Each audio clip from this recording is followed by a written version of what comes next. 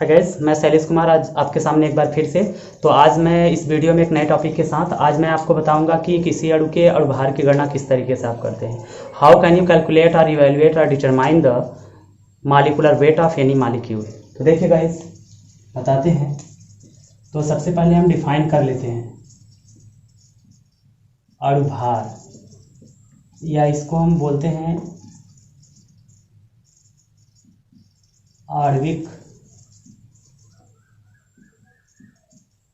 द्रव्यमान, जिसको हम इंग्लिश में कहते हैं मॉलिक्यूलर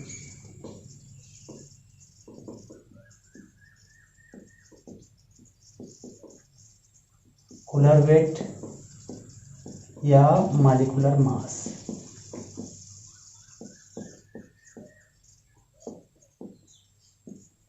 ठीक, तो सबसे पहले डिफाइन करते हैं इसको। अणुभार या आणविक द्रव्यमान होता क्या है, किसको कहेंगे। तो देखिए, तो डिफाइन करिए, किसी यौगिक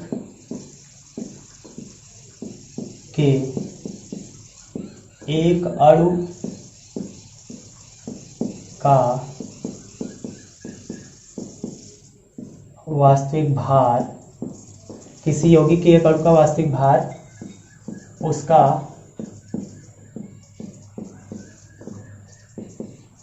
अणुभार कहलाता है। तो किसी यौगिक के एक अणु का अगर वास्तविक भार डिटरमाइन कर लिए तो वही उस यौगिक का क्या हो जाएगा, अणुभार हो जाएगा, मॉलिक्यूलर वेट हो जाएगा। तो कहने का सेंस क्या है, किसी यौगिक के एक अणु का वास्तविक भार उसका अणु भार कहलाता है। तो इसको डिटरमाइन कैसे करते हैं, इसके गणना की बात कर लेते हैं।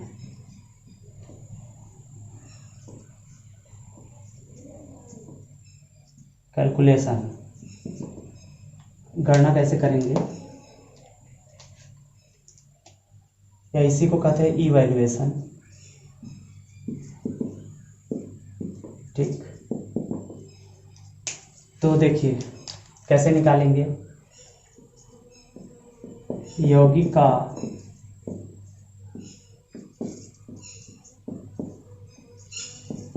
अणुभार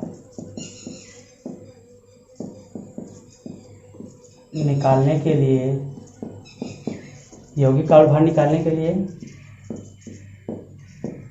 उसमें उपस्थित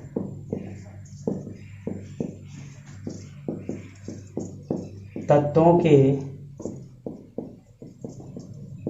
परमाणु भारों को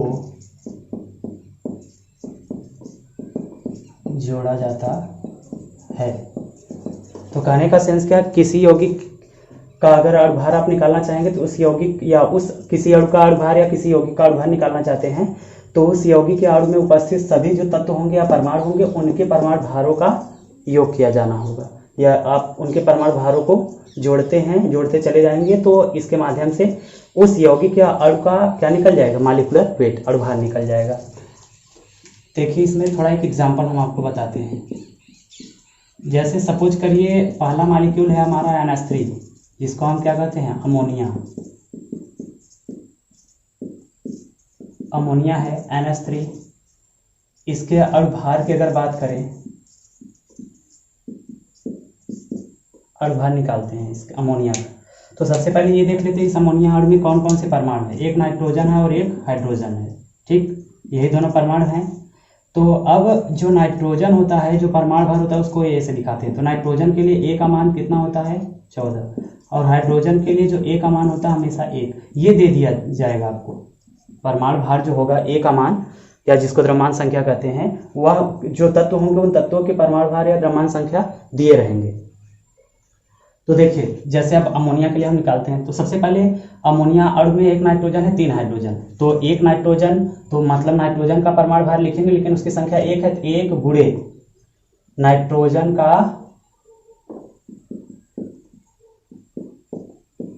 परमाणु भार, फिर अगला जो परमाणु होगा उसके परमाणु भार का योग करेंगे, तभी अणुभार निकल पाएगा।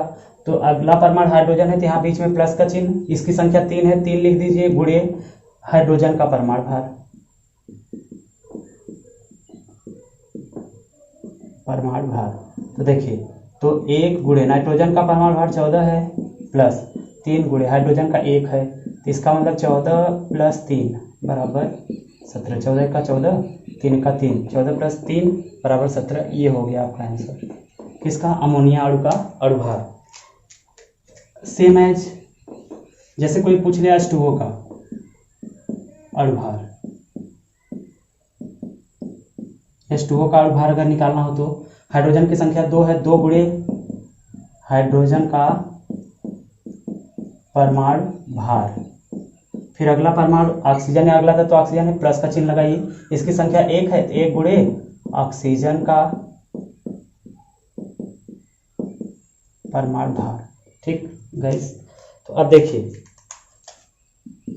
2 गुणे हाइड्रोजन का परमाणु भार 1, ये तो पहले आपको पता हो गया, और ये 1 गुणे ऑक्सीजन का परमाणु भार 16 होता है, मतलब कि इस O के लिए जो A का वैल्यू होता है वो 16 होता है। तो इसका 2 गुणे 1 प्लस 1 गुणे 16 बराबर 2 1 का 2 प्लस 16 1 का 16 बराबर 18। तो H2O जो जल होता है, जल का अणु भार कितना आता है 18 निकालने से। तो इस तरीके से आप अणु भार निकाल सकते हैं किसी अणु का या यौगिक का। तो एक और एग्जांपल देख लेते हैं, जैसे NH2CONH2, इसको बोलते हैं यूरिया। यूरिया, तो इस यूरिया का अणु भार अगर निकालना हो तब कैसे निकालेंगे, ठीक है। तो देखिए तो नाइट्रोजन है एक बार, तो नाइट्रोजन का एक बार रहेगा तो उसको लिखिए, चाहे मत उसके डायरेक्ट परमाणु भार को ही लिख दीजिए। तो नाइट्रोजन का परमाणु भार, फिर अगला हाइड्रोजन है प्लस, हाइड्रोजन 2 बार है, 2 गुणे हाइड्रोजन का परमाणु भार, फिर अगला कार्बन है प्लस कार्बन का परमाणु भार, फिर अगला ऑक्सीजन है प्लस ऑक्सीजन का परमाणु भार, फिर अगला परमाणु नाइट्रोजन है, फिर प्लस नाइट्रोजन का परमाणु भार, फिर अगला जल H हाइड्रोजन है तो प्लस लिखकर हाइड्रोजन 2 बार है, 2 गुणे हाइड्रोजन का परमाणु भार।